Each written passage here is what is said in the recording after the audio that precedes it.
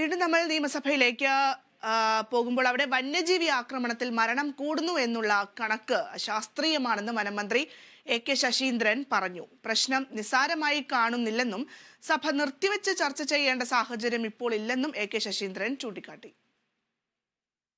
ഇക്കഴിഞ്ഞ വർഷങ്ങളിൽ വന്യജീവി ആക്രമണം മൂലം മരണം കൂടി വരികയാണ് എന്നത് ശാസ്ത്രീയമായ ഒരു കണക്കാണ് എന്ന് ഞാൻ കരുതുന്നില്ല. കാരണം 2021-22 114 മരണമാണ് നമ്മുടെ സംസ്ഥാനത്തുണ്ടായത്. തുടർന്നുള്ള വർഷങ്ങളിൽ അത് 98, 94, 12 എന്ന നിലവാരത്തിൽ എത്തിക്കാൻ കഴിഞ്ഞിട്ടുണ്ട്. കാര്യക്ഷമമായ പ്രവർത്തനം പരിമിതിക്കുള്ളിൽ നിന്നുകൊണ്ട് വനം വകുപ്പിലെ ജീവനക്കാർ ആത്മാർത്ഥമായ പ്രവർത്തനത്തിലൂടെ കാഴ്ചവെക്കുന്നുണ്ടെന്നാണ് ഈ പറഞ്ഞ സംഭവ സ്ഥലങ്ങളിൽ നിന്നെല്ലാം നമ്മൾക്ക് കിട്ടുന്ന റിപ്പോർട്ടുകൾ. ആ പശ്ചാത്തലത്തിൽ ഇത് നിസ്സാരമായി കാണേണ്ട ഒരു പ്രശ്നമാണ് എന്ന് ഞാൻ കരുതുന്നില്ലെങ്കിലും ഇപ്പോൾ ഇന്ന് ഈ സഭ നിർത്തിവെച്ച് ചർച്ച ചെയ്യേണ്ട അടിയന്തര പ്രശ്നമല്ല. പൊതുവെ സമൂഹം ചർച്ച ചെയ്യേണ്ടതും ഭരണകൂടം ശ്രദ്ധാപൂർവം കൈകാര്യം ചെയ്യേണ്ടതുമായൊരു പ്രശ്നമാണ്. മരണം കുറയുന്നു എന്ന മറുപടി വാസ്തവം മനസ്സിലാക്കാതെയും മന്ത്രിയുടെ പ്രതികരണം അംഗീകരിക്കാനാകില്ലെന്നും മാത്യു കുഴൽനാടൻ MLA പറഞ്ഞു. ഇത് ഗൗരവമുള്ള ഒരു വിഷയം സഭ നിർത്തിവെച്ച് ചർച്ച ചെയ്യേണ്ടതല്ല എന്നാണ് അദ്ദേഹം അവസാനമായി സൂചിപ്പിച്ചത്. മാത്രമല്ല, ഇതിനെ ന്യായീകരിക്കുന്നതിൻ്റെ ഭാഗമായിട്ട് കഴിഞ്ഞ കാലങ്ങളിൽ ഈ വന്യജീവി ആക്രമണമുള്ള മരണത്തിൻ്റെ നിരക്ക് കുറഞ്ഞു വരികയാണെന്നുള്ള വാദം കൂടി മന്ത്രി വിചിത്രമായി ഉയർത്തുകയുണ്ടായി. ഈ വന്യജീവി ആക്രമണത്തിൽ കൊല്ലപ്പെടുന്നതിനേക്കാൾ ഭയങ്കരമാണ് സർ നിരന്തര ഭയത്തിൽ കഴിയുക എന്നുള്ളത്. നമുക്കത് മനസ്സിലാവില്ല. ആ മേഖലയിലെ ജനങ്ങളുടെ അവസ്ഥ എന്താണെന്നറിയോ? രാത്രി കൊച്ചും കുടുംബവുമായി കടന്നുറങ്ങുമ്പോൾ പുറത്തൊരു ഇലയനക്കം കേട്ടാൽ ചങ്കിടിക്കുകയാണ്. ആനയാണോ എന്നറിയില്ല. പക്ഷേ എല്ലായ്പ്പോഴും സർക്കാരിന്റെ നിരന്തരമായ മറുപടി എന്താണ് സർ? നിരന്തരമായ മറുപടി ഞങ്ങൾക്ക് ഇതിലൊന്നും ചെയ്യാനില്ല, കേന്ദ്ര സർക്കാരിൻ്റെതാണെന്നുള്ള. വിഷ്ണു കരുണാകരനുടെ വാർത്തയുടെ വിശദാംശങ്ങൾ നൽകുന്നതിനായി. വിഷ്ണു, വീണ്ടും വന്യജീവി ആക്രമണം അത് സഭയിൽ വരികയാണ്. കഴിഞ്ഞ സമ്മേളനത്തിലൊക്കെ തന്നെ ഇത്തരത്തിൽ വന്യജീവി ആക്രമണം സഭയിൽ ഉന്നയിക്കുന്ന സാഹചര്യം ഉണ്ടായിരുന്നു. അപ്പോഴും ഈ ഒരു സമീപനം തന്നെയായിരുന്നു സർക്കാരിന്റെ ഭാഗത്തു നിന്നും ഉണ്ടായിട്ടുണ്ടായിരുന്നത്. ഇപ്പോഴും അങ്ങനെ തന്നെയാണ്. കാരണം നമുക്കറിയാം, ഈ കഴിഞ്ഞയിടയ്ക്ക് നിരവധി ആളുകൾക്കാണ് ജീവൻ നഷ്ടപ്പെട്ടിട്ടുണ്ടായിരുന്നത്.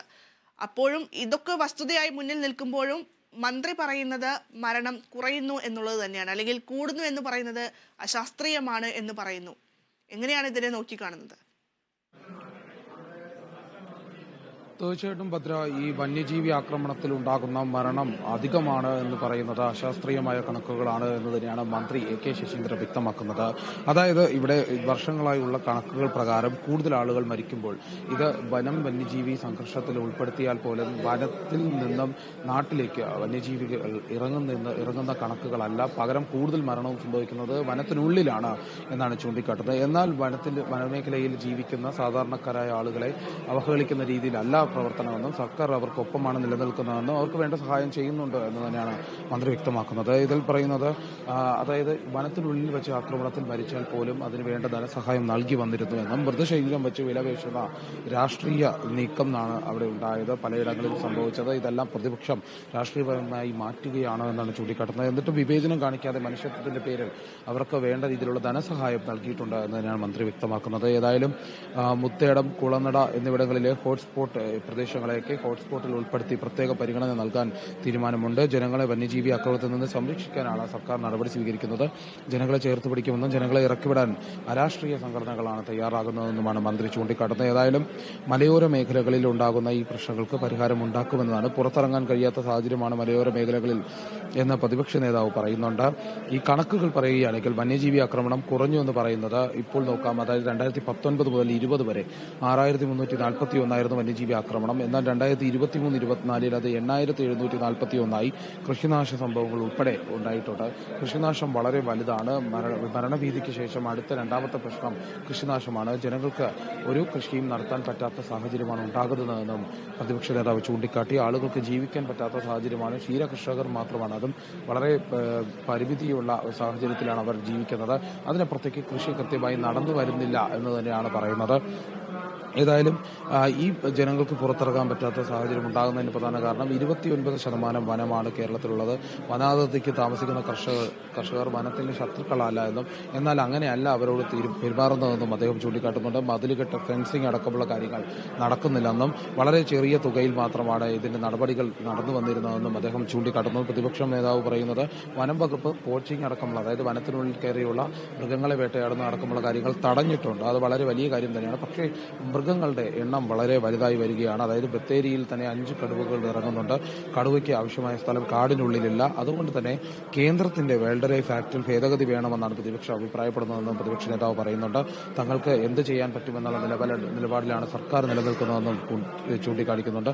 ജനവാസ മേഖലയിൽ വന്യജീവി ആക്രമണം നടക്കാതിരിക്കാൻ എന്ത് സാങ്കേതിക വിദ്യയാണ് നടപ്പിലാക്കേണ്ടതെന്ന് കാണേണ്ടതുണ്ട്. മലയോര ജനതയോട് ജനങ്ങൾ ഐക്യദാർഢ്യം പ്രഖ്യാപിച്ച് സമരം പ്രഖ്യാപിക്കാനാണ് തീരുമാനം. പ്രതിപക്ഷ സമരവുമായി മുന്നോട്ട് പോകുമെന്ന് അറിയിച്ചുകൊണ്ടാണ് സഭയിൽ നിന്ന് വിട്ടിറങ്ങിയത്.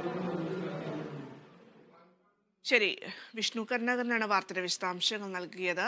സഭയിൽ ഈ വന്യജീവി ആക്രമണം സഭ നിർത്തിവെച്ച് ചർച്ച ചെയ്യേണ്ട ഒരു സാഹചര്യമില്ല എന്നാണ് മന്ത്രി മറുപടി നൽകിയത്. മാത്രമല്ല, മരണം കുറയുന്നു എന്നും അദ്ദേഹം പറയുന്നുണ്ട്.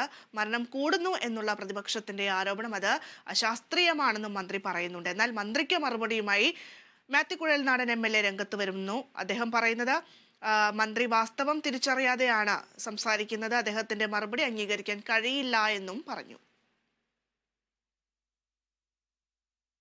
എന്തായാലും സഭയിൽ